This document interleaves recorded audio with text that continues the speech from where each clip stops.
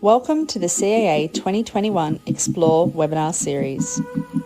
Today's webinar is Mechanical Ventilation with Dr. Muir, Wallace and Dr. Rosemary St, Clergy, supported by ZOLL. Thanks for attending and please enjoy. Hi, my name's David Waters and I'm the Chief Executive of the Council of Ambulance Authorities. Welcome to our latest webinar in our series. Today we're going to be looking at mechanical ventilation in the pre-hospital setting. We have two speakers that I'd like to introduce to you today. Firstly, from New Zealand, we have Dr. Muir Wallace, who will be sharing his experiences in using mechanical ventilation in the aeromedical sector. Following Muir, we are very fortunate to have Dr. St. Clergy from the USA. Dr. St. Clergy will share her experiences and extensive knowledge of mechanical ventilation and her own experience of implementing a critical care ventilation protocol at Acadian Ambulance in the US. Interestingly, she will also cover her experiences of using mechanical ventilation to transport COVID-19 positive patients. So we look forward to hearing from both of our speakers today, and following that we will have a Q&A session live with both of them. This webinar is supported by ZOLL. Thank you for your ongoing support and we look forward to the presentation. I'm Muir Wallace. I'm an emergency physician based in the Waikato in New Zealand. I've been involved in pre-hospital care for over 3 decades now, and I'm currently the Medical Director for Search and Rescue Services Limited, and I'm going to talk about our experience with mechanical ventilators in helicopter EMS. EMSSRL is a helicopter air ambulance service doing primary responses, some search and rescue and inter-facility transfers. We operate a fleet of BK117s from 8 bases in the central aeromedical region of New Zealand. One of our characteristics, as opposed to your Australian experience, is that we have quite short transport times. We crew our helicopters with a flight paramedic, a dual-trained crewman and a pilot. Our flight paramedics are all RSI endorsed critical care paramedics, and our crewmen can be EMT or paramedic level. In the back we have a M1 Striker stretcher, which currently does not operate with a stretcher bridge. We've used mechanical ventilators for a number of years. The initial mechanical ventilator that we were used to was essentially a bag squeezer. These were small and light devices that were oxygen driven and therefore oxygen dependent. They came with a primitive alarm system, which was essentially a high pressure alarm for occlusion and a low pressure alarm for disconnect. You could switch between 40% O2 or 100% O2, but those were your only options. And we discovered with use that what you dialed up was not necessarily what you delivered to the patient. There were some other problems with these ventilators. We had no good mounting options.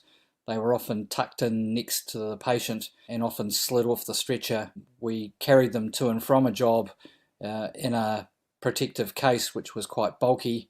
Funding in New Zealand was very reliant on charitable donations, and these devices in the scheme of things have never been particularly cheap. We had no problems with consumables initially because most of these devices had reusable circuits, but we were dependent on the goodwill of hospitals to be able to clean and sterilise these circuits for us, but often left us without a spare. For the last couple of years we've moved to a much more sophisticated ventilator. These devices are a little bit bigger and heavier than the old bag squeezers, but they're no longer oxygen dependent, running on a pump. You now have a selectable inspired O2 concentration. You can dial up what the patient needs, and there's a much more sophisticated ventilator specific alarm system that goes over and above disconnects and occlusions. What you dial on these ventilators is what you deliver to the patient, and the ventilator will tell you if that's what's occurring. We still, however, have issues with mounting, and now both road and air are subject to several compliance standards to do with crash testing and G ratings for the mount that secures the device in the vehicle. In New Zealand, we're still subject, unfortunately, to charitable funding, and these devices now are a little more expensive than our original bag squeezers. From the consumable point of view, we now have disposable circuits, but have both adult and pediatric circuits. These can be quite bulky to carry, depending on what length of tubing comes with your circuit. From a staff familiarity point of view, these devices have been more complicated to understand than a simple bag squeezer.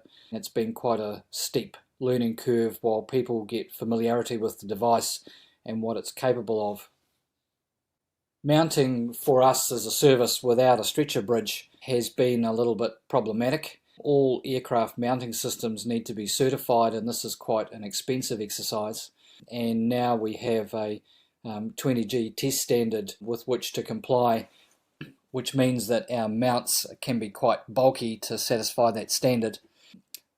Bridges on a striker stretcher used pre-hospital have a number of issues, which why we haven't gone to them, as they put the centre of gravity on your stretcher quite high, which means it's particularly unstable on uneven ground. The mount up the top is our cabin mount for the monitor that we carry. In the process of working out where we were going to put the ventilator, we discovered we could put a mount downstream from the monitor mount, and when we had the stretcher out, we also developed a pole mount for the IV arm on the striker stretcher that we could just slip the ventilator in. And the next slide is a short video of how the system works in our BK helicopters. One of the issues with the BK is we need clearance to load and unload the stretcher, both on the cabin wall and from the attendant seating in the back of the aircraft.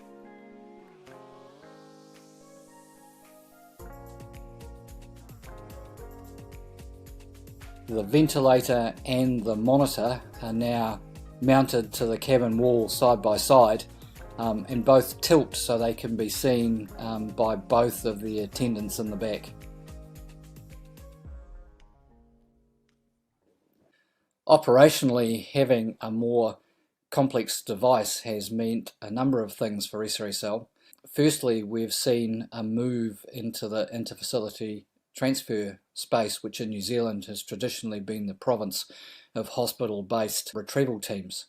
It's meant that with this device we've been able to directly transfer the ventilator settings from a hospital machine to our machine. In addition, hospital staff have been far more familiar with this machine, particularly from a settings point of view, and more comfortable allowing this transfer to happen. We also have the ulterior motive that if we need to transport hospital staff with the patient, it's far more likely that they'll be happy to move the patient with our ventilator as opposed to taking their own one. It's also allowed more complex patients to be ventilated without causing too much in the way of barotrauma or other ventilator issues. And lastly, it's given us a device to supply face mask CPAP without needing to have anything other than the face mask additional to the ventilator. In the future, we're hoping to move to a multi-use aircraft with a fixed manifest, so that if we're transporting inter-hospital retrieval teams, they're comfortable to use our existing equipment without swapping it out for their own gear. And we will be exploring a collapsible stretcher bridge with multiple mounting options, and also a cable and tube management system to try and avoid the post-job tangle you often end up with as we attach more devices that connect to the patient with either cables or tubing. In summary, there's no reason why we shouldn't invest in this level of device within EMS, or feel that we should be restricted to the older bag squeezer type devices. Hi, my name is Rosemary St. Clergy. I'm the Critical Care Medical Director for Acadian Ambulance. I practiced emergency room medicine for over 20 years, and now I work with Acadian to oversee the critical care transport program, and in my spare time, plant flowers. Who is Acadian? Acadian is an ambulance company that originated in Lafayette, Louisiana in 1971. We are, at this time, the largest privately owned ambulance company in the United States. We started in 1971 with 3 guys and a converted station wagon. Prior to the development of EMS in the United States, the way that patients were taken to the emergency room when there was an accident was in the back of a hearse. Hearses at that time were really the only vehicles that could allow a patient to lay flat, and they would take the patients to the emergency room, and that was the method of transport. EMS started as a concept and then developed into the EMS programs that we have in place today in approximately the 1970s. Acadian, as I mentioned just a moment ago, started in Lafayette, Louisiana, almost 50 years ago. At this point, we have services in Louisiana, Texas, Mississippi, and Tennessee. We are the largest privately owned ambulance company in the United States. In the United States, we have private EMS providers and we have public EMS providers. I know that y'all in Australia have state-owned and more public organizations than we do here. We have a mixture of both. Acadian, at this time, is what is called an ESOP, an employee stock ownership plan. Acadian, over the almost 50 years that we've been in existence, has now diversified into many other areas. We have our core, which is the ambulance service. We also have something called SMS, which is safety management services. We have Acadian On Call, which is a process where people can wear the little alerts on chains around their neck, and if they have a problem, they can push the button and someone can respond. And then there is Acadian Total Security and NEMSA, the National EMS Academy. I'd like to speak a few minutes about COVID. COVID, as I'm sure y'all know, has been with us for the last year and a half, almost 2 years. COVID has presented many challenges to EMS providers, patients on vents, etc. We absolutely do not have all of the answers for COVID. I think we've got about this much information about COVID, the tip of the iceberg. When COVID first came out, I think like many others, was thinking about it as severe or bad ORDs. We were going to see these patients on pressure control mode. We were going to see them with high PEEPs, a lot of those things. After the first month or two, it became pretty obvious that that was not the case. The patients that we were picking up weren't on the typical settings for an ORDS patient. Instead, they had some of the features of ORDS, but also some of the features of high altitude sickness. The biggest difference I noticed was they were not in pressure control mode, they were in volume mode. The tidal volume was slightly decreased, but the respiratory rate was cranked up. The average respiratory rate for the adult patient that we saw during COVID was between 28 and 34 times a minute. I wasn't expecting that.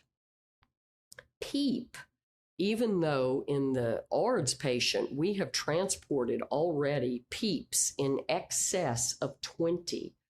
The maximum the vent EMV Plus can go to with the new software, the maximum PEEP is 30. We've already transported a couple of people with a PEEP of 30, but definitely above 20.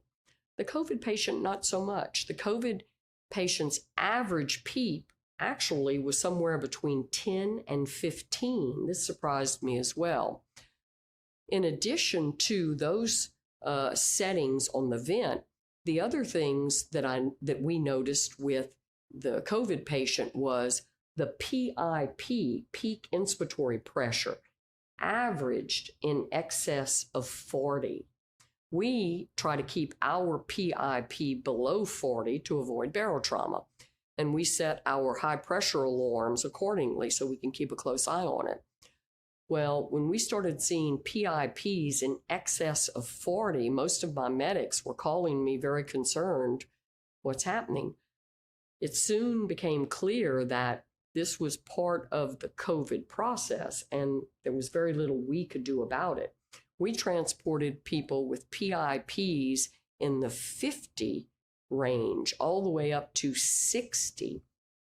Again, in the back of the truck, while you can make some adjustments to the parameters and other things to try and bring the PIP down, this was not possible in the COVID patient.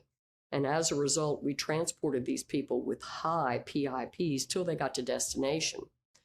The other thing was that we tolerated in these COVID patients pulse oxes in the 70 to 80 range regularly. That is unheard of for us transporting patients on a vent. We like to keep the pulse ox above 90 when possible. Dipping down into the 80s or 70s makes all of us over here in EMS and in ERs very, very nervous. We don't like that. But the COVID patient was routinely having low pulse oxes and doing well with it and staying alert and conscious. And sometimes when not on a vent, speaking to the hospital personnel. That was crazy. The other thing, when we switched from the hospital vent to our vent, there was always a significant period of recovery. The COVID patient appeared to have no reserve, and the brief time when we transferred from one vent to the other caused the O2 sats to drop significantly, and the patient eventually would recover, but it was a very slow process, and this tended to make our medics very nervous initially. We backed up a little bit, tried to stay calm and just watch the patient. I would tell the medics all the time, don't worry, you're still in the hospital. Let's see what happens. If they don't recover well enough for us to transfer them, they'll go back on the hospital vent. So this was something else that we had to adjust to. Also, initially in the COVID situation here in the United States, we intubated everybody initially. Everybody was getting intubated. Well, we soon learned that that wasn't good either. And hospitals across the United States backed off of initially intubating. When we started to see how the patient could tolerate the lower pulse ox, those patients that pulse ox got low, but they were still awake, alert, and oriented, the patient was tried on some other method of support, be it BiPAP, CPAP, or eventually high-flow nasal cannula. BiPAP and the high-flow nasal cannula worked very well with these patients and helped to keep the patient from needing intubation until later in the process, if at all. And this really helped the COVID patient. We saw in the beginning so many that were intubated early that did very poorly. It appeared to be counterproductive. So eventually we got to the point where we used intubation as a last resort, and we tried as hard as possible to keep them on some kind of non-invasive ventilatory support for as long as possible. This is just a little slide showing you how many of the calls we took during this time frame. You can see that overall ventilator calls, the numbers there. You can see the different BiPAP calls and the COVID calls that we had, as well as the high-flow nasal cannula, which is the AirVo calls. High-flow nasal cannula. This is something that has come up just here recently. I don't know if you have seen this in Australia yet, but here in the United States, this is a relatively new treatment modality. The high-flow nasal cannula, there are quite a few providers of this. There's Vapotherm, Thermoflow, AirVo, many others. Initially, the two most common that we saw in the southern part of the United States were vapotherm and thermoflow. The concept involved here is warmed and humidified air is given via nasal cannula at high FiO2 levels and high flow levels.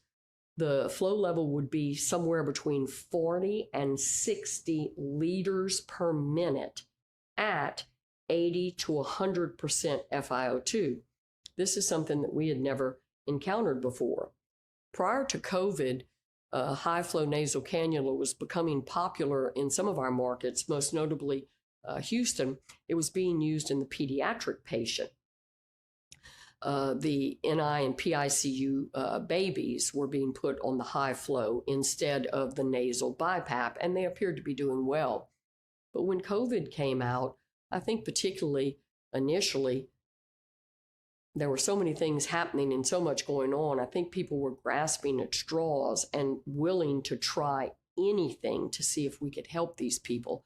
And one of the things that became common was the high flow nasal cannula. Again, it started more in our Texas markets than elsewhere, but it is now spread throughout the 4 states that we operate in, and we're using it a lot in many cases. There is some question as to whether it's better than BiPAP or not. I don't think the jury's in on that. There have been studies comparing the two, and the studies that I've looked at so far don't show that the high flow nasal cannula is, from a clinical point of view, better than BiPAP or bi-level at this point. But it definitely shows that the patients tolerate it better. For the most part, patients do not like a mask on their face, and the high flow nasal cannula, because it's a nasal cannula, is more comfortable for the patient, etc. A disadvantage is the oxygen that is used. When you're giving 40 to 60 liters per minute at 80 to 100% FiO2, we blow through oxygen, and our mains will last less than an hour, and a portable canister will last 7 minutes. So for some of our long distance transports, it's become very problematic to transport somebody on high flow nasal cannula. We cannot keep up with the oxygen needed to take these patients. We will put as much oxygen as possible on the truck and then make arrangements to stop periodically to get more oxygen when possible. But there have been some situations where we cannot take them because of the oxygen demand. And we've considered flying these patients, but our helicopters can't carry that much oxygen either. So that's been a real challenge with the high flow nasal cannula. Interfacility transports within the same city or within relatively close geographical areas is not too bad, but when we go long distances, it's very much a challenge. What does the future hold for our vents? It's an exciting time as far as I'm concerned. Vents are changing so much. There's so many more things that are coming down the pipe. The times that I speak to ZOLL about the changes, it looks like some of the changes that will be coming with our transport vents, they will become more adaptive, more intuitive. There's going to be dual mode functionality on the transport vents, more similar to what's being used in the hospitals. I think we're going to be looking at more NPPV, non-invasive positive pressure ventilation, and less intubation in the future, which is a good thing. The less that we have to intubate patients, overall, the better the patient's going to do. There'll be less complications, less chances of infection, lower costs, shorter hospital stays. The list is almost endless. So non-invasive, the more that we can do that rather than having to intubate a patient, I think is for the best. I think we will in the future be using more pressure control mode. It's a very safe mode. It's very comfortable for the patients. The patients do well on it. We are using it in our coverage areas at this time, but we are not taking a pressure control mode out of the ER only because we have not yet come up with a safe and reliable way to calculate the needed PIP in the ER. We take those out of the ICU, out of LTACs, long-term acute care facilities, and other places. But I think in the future, we will be seeing more pressure control mode and more of it coming out of the ER itself. That's pretty much all I have, and I understand there's going to be a short question and answer period. Thank you very much for your time. Thank you for that presentation. Very special thanks both to Muir, based in New Zealand, and Rosemary, based in the US. Rosemary has very kindly joined us at about 9 p.m. in the evening over there, so we really appreciate that. Thank you, Rosemary. Very nice to see you. I was just saying, after 9 o'clock in your part of the world right now, so we do appreciate you joining us for this Q&A session. Thanks both for some really interesting info. I'm sure the audience will be really keen to ask a few questions on this. I'm going to kick off with a question in relation to training and competence. Just wonder if you could summarize the training and required for new paramedics implementing ventilation, mechanical ventilation, and your competency checks to ensure ongoing skills. Muir, do you want to kick off? Yeah, sure. We're in New Zealand quite reliant on the reps for the various companies who know their products very well. And most of them have inbuilt sort of teaching, training and sign-off systems for the ventilators. So we put all of the staff through sessions at all of the bases with the ventilators and the rep. Often they have an online teaching component that we get them to run through as well. We're still new with our ZOLL ventilators, so at the moment we haven't had the opportunity to need a refresher, but that will be coming up in the not too distant future. I just see a question in there from somebody about the Hamilton T1 compared with the ZOLL. The capabilities and the functions are very, very similar between the two ventilators. Thanks, Muir. Rosemary, from your perspective, the training required and the ongoing competency. I had a section in the video, I know y'all edited it for time, but there was a section where we talked about our critical care training program. I'll be very brief. Our training program is the program itself is 14 weeks long, and we cover all kinds of stuff in critical care medicine. I know that in Australia, y'all have to have a BS and an MS to function in some of the capabilities on your in your EMS services. Believe it or not, in the United States, we don't do that. Some of our people are high school graduates only. So a lot of the EMS companies have to provide their own training. And Acadian, because we've been in existence for a while, we've developed our own. Our critical care program is 14 weeks, which covers all kinds of stuff with critical care. But the vent, which I am very passionate about, in case maybe y'all haven't noticed, we have a 4-hour lecture that now we're doing over the internet. We used to do it in person. We have a 4-hour lecture where we talk about the theory of the vent, the basics, how does the vent come about, what does it do, the various modes and parameters, etc. And then after that, we have 2 days of skills, and this is in person. And myself and others, I teach the vent lectures, by the way, myself and others, we have hands-on with the paramedics for 2 days, putting them handling the vent, putting settings in. We have scenarios for patients, all of that. Afterwards, we have a skills test, we have a written test, and then after that, we have a recertification on the vent once a year with Acadian. Last but not least, our program involves 24/7, 365 medical director availability. So I'm on call to answer questions about vents, help our medics with problems, etc. I think we have a very rigorous vent program, and I'm very proud of it. We've developed it over several years. Excellent, thanks for that. That's very informative. We've got a number of ambulance services, certainly in Australia and to perhaps a lesser degree in New Zealand, that are on the verge of doing quite large rollouts of mechanical ventilation. I just wondered if there was any learnings from your rollouts across your teams, and any kind of tips and tricks you might want to throw into the mix for us to consider when rolling out, maybe in excess of a couple of hundred ventilators. Yeah, I probably haven't got too many tips and tricks. Others say we've been sort of mucking around with ventilators for quite some time with the helicopters, and from recent experience, I'd say that the biggest piece of advice I could give would be to buy a proper ventilator.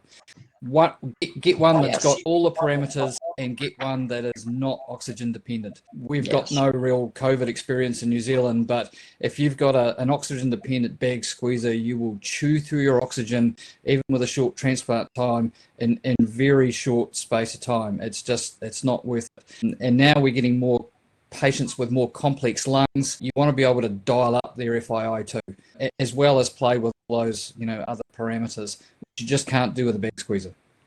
Thank you. There's a question from Jason on the side, which is probably related, and it's, what's your thoughts on O2 powered ventilators? Acadian, we've used those in the past, but at this time, we don't want to use those. The areas that we service, medicine has become so complex, and what we do in Acadian's coverage area, we do 911 calls, we do a lot of stuff offshore with the helicopters, but the critical care mostly is inter-facility. We go from one hospital to the other. The patient, if they're on a vent, they've already been intubated, and the bag squeezers, as you're calling them, we call them rescue vents, are so limited. There's nothing you can do with them. You can just do tidal volume, FiO2, and rate. You can't do much else. Whereas the ZOLL, and when we switched over to vents, I'm in charge of the vents. We looked at a bunch of vents to try to decide which one we wanted. And ZOLL had a lot. The one we're using now, the MV Plus, which is the same one that I think y'all are using, has so many options available. It can do the AC, SIMV, it can do the volume control, the pressure control, it does BiPAP and CPAP, it has pressure support, and it's just so superior, in our opinion, that we don't use the oxygen-driven ones, and I don't think we ever will again. One thing to add about that is, because I went on a bit about it, is the mounting option. And the one thing I'd say about the two that probably have most prominence in New Zealand, which is the Hamilton T1 and the ZOLL, is that you really have to early on work out whether you're going to mount from the back of the device or the base of the device, because you end up with a completely different set of circumstances. And most hospital teams are using base plate mounted devices, and therefore they need a bridge, because nothing inside the cabin, unless you've got a whole instrument panel, that you base mount most ventilators in either road ambulances or aircraft. A bit easier in road, but certainly our options with AKs are quite cut down. There's a question from Justine for you, Rosemary. Does the Acadian training session cover medication management, including obviously sedation and paralysis? Yes, we have extensive lectures, 14 weeks. We cover just about everything. But yes, we do a whole section on pharmacology. We have RSI, all of that, yes. The other question I've got here from Mohammed, Rosemary, how has COVID enhanced your knowledge of pre-hospital ventilation? You obviously covered a couple of those points off in your presentation. Is there anything else you'd like to add to that? Man, COVID has just knocked us, please excuse my expression, on our asses. And it's coming back bad in the United States. I don't know what's happening where you are, but Louisiana, my state, is now the epicenter for the Delta variant. And we have a lot of our hospitals no longer have ICU beds. Elective surgeries are being postponed. It's crazy. But to answer your question, Mohammed, pre-hospital, for our vents, the only trucks that have a vent are the ones that go from hospital A to hospital B. So it's not so much pre-hospital picking them up at a scene, although we do use our vents from time to time with that. But in that case, it's usually a cardiac arrest. It's not a COVID patient. The ones that we take that are COVID are going from hospital A to hospital B. And as a result, they're already on usually some kind of ventilatory support. And we are trying to maintain that till we get to the next hospital. But it has changed very much the way that we've handled these patients. And talked about some of it during my presentation, as you stated. In our environment, whenever the ambulance sector introduces a new technology or a new procedure, particularly one that is as technical and critical as this intervention, we have to do a bit of work with our colleagues in our receiving hospitals and EDs to get their buy-in. I'm just wondering if you've got some lessons or some learnings from how you integrated, I guess, with the hospital system and the acceptance around turning up with ventilated patients. I think we still have a little bit of work, but one of the reasons why I say buy a proper ventilator is because the response from my colleagues more often than not is, cool, you've got a proper ventilator, as opposed to, you know, a little bag squeezer where everybody has to sort of scratch their heads and go, well, how can I take the settings from my vent and put them onto this little thing that doesn't have those dials on it? Certainly having one that is as capable as the one that you'd find in the ED or the ICU for that matter is a major advantage. Yes. And on our side, we have those same issues, but we have maybe a different issue as well because of y'all's, I think, additional education for your people. I think your people are probably maybe better accepted than ours. There are still a lot of people in the United States that when the EMS shows up, they refer to the paramedics and the critical care paramedics and our helicopter medics as truck drivers. They think they're just driving the truck and they can't do anything else. So we have spent a lot of time trying to explain our capabilities to the hospital, et cetera. And with regards to the vent, I find it an easy way to get them to understand what we're dealing with is, and I tell the medics this all the time, the hospital has a Cadillac. We have a Ford. And there are adjustments that will need to be made to the settings and other things when we take the patient on the Cadillac and put it on our Ford. And when our medics try to approach the hospital like that and explain to them that there might need to be some changes, we might need to do a few things differently than what they're doing, I found that the hospital buy-in is much better. And by the way, I'm sorry, I'm from South Louisiana, and if you cut off my hands, I can't talk. So y'all are seeing my hands all over the place. I know that, and I'm sorry. Excellent. Thank you for that. Bearing in mind now that obviously both your services have transported a number of patients on mechanical ventilation, is there any plans to do an evaluation or research into the benefits, the patient benefits of mechanical ventilation outside the hospital? Often it's really helpful to implement a new technology when we can base that on evidence-based research. And you know, the pre-hospital setting needs to be doing a lot of its own research to prove its efficacy, yes, I agree with that. and particularly in this space. So I'm just keen to hear if anyone's got any plans to perhaps publish in this area. No plans, David, but lots of wishes. Yeah, I have wishes as well. I think we've made some changes recently in our quality improvement department, and we've been talking about being able to set up some studies.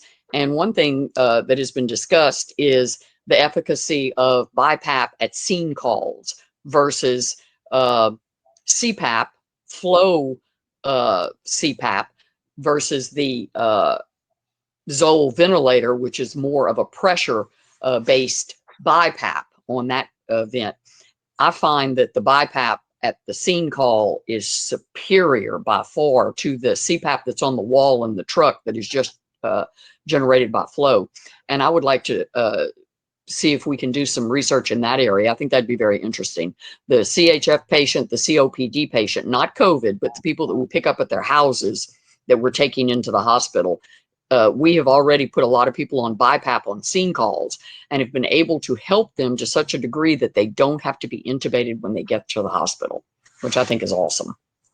There are plenty of paramedic masters and PhD students looking for a really good thing to research. We should perhaps connect you up.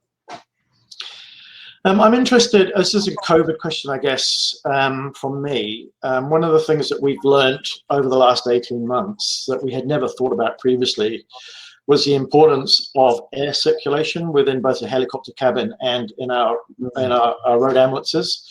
I'm just really interested in whether you've had any considerations in relation to exhaust gases, etc., in relation to ventilation and our COVID patients and managing airflow in vehicles? So We have. Please, you go first. Just to say, from the aircraft perspective, we've benefited by a fair amount of research that's been done in Australia. And the mitigation thing we put in place was that we have a curtain that goes between the cockpit and the cabin. It's normally a blackout curtain for the use of NVGs, but we've used that as a barrier. And certainly the research that's come out of Australia looking at airflow and fixed wings and rotary is that a physical barrier between the cockpit and the cabin is very effective at reducing the exposure to those up front. I can't speak as much to the helicopter as you can. We have helicopters at Acadian, but that is not my purview. Mine are the ground units.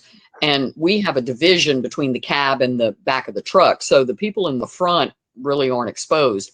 The people in the back, we've looked at the airflow and other things to help our medics in the back. And I can't speak specifically about that because I don't understand it all, but I know the people that take care of our trucks have looked at that.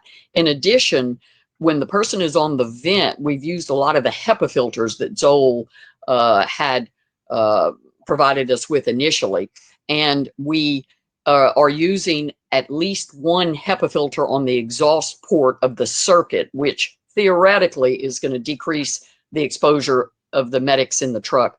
And all of our medics are wearing N95 masks when they're in the back with the patient. So with the mask on their face, the HEPA filter on the end of the exhalation port, and looking at some of the air circulation in the truck, we're trying to cover as many bases as we can. Have either of you transported a ventilated patient in an isopod or sealed unit? Because I know that presents quite an interesting challenge. No, not us. Not yet, anyway. Not me, although, David, I'm sure you're aware there's one that's been transported recently in an isopod, but I haven't heard any feedback from how that went. We've transported them prone. Have y'all transported them prone? No. Tell us about that. And it's horrible, but it helps the patient. It's very logistically difficult, particularly if it's a large person, but we've transported a few prone, and we've done a few with inverse IE. Have y'all done any inverse IE? I don't think so. Yeah. We've done a few of those. And we've done, I don't know, do you have a lot of ECMO, extracorporeal membrane oxygenation, where you are? We're seeing an increased use of ECMO in the pre-hospital setting across Australia, certainly now, and in New Zealand. So it's a new practice, but yeah, it is emerging for sure.